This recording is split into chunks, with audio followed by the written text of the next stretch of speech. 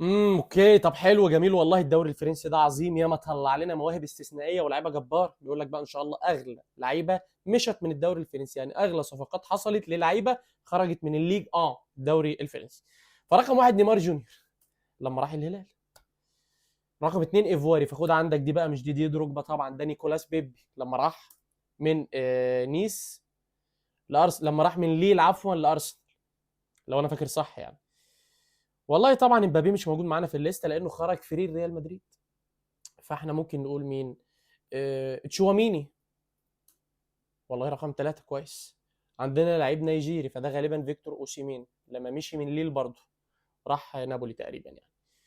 في عندنا كولومبي، ثانية واحدة، كولومبي فغالبا والله اعلم جيمس رودريجيز.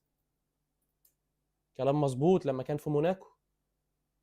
ما شاء الله. عندنا اللي بعد كده بقى كلهم فرنسيين، واحد بلجيكي. واحد بلجيكي مين ده؟ ممكن يبقى مين البلجيكي قليل الادب ده؟ تيليمانس، فيتسل. اوكي، مش دي بروين طبعا لان دي بروين ما لعبش في فرنسا. هازارد، مش هازارد، امال مين الكابتن ده؟ دوكو، جيريمي دوكو صحيح، والله جيريمي دوكو فعلا. طيب كان في استاد رين حاجه، استاد رين تقريبا والله اعلم، بتلخبط بينهم. طيب احنا معانا ما شاء الله لوكشة فرنسيين، فاحنا نقعد نجرب بقى. احنا قلنا تشواميني، طب ما نقول كامافينجا. كامافينجا مش موجود. مش موجود فعلا. طب والله ممكن نقول مين تاني؟ احنا ممكن نقول مثلا كينجسلي كومان بقى، هجرب. بوجبا طيب.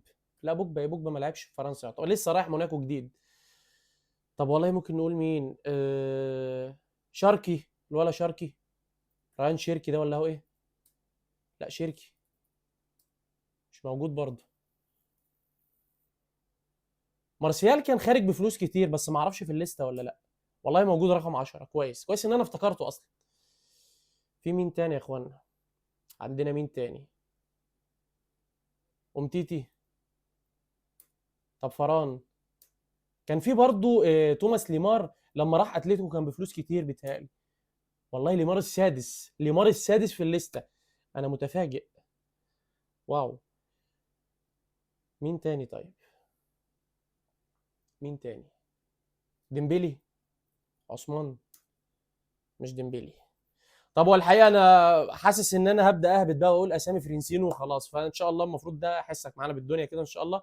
وتحاول تقول لنا في الكومنتات مين هم اللعيبه اصحاب المراكز السابع والثامن في الليسته بتاعتنا.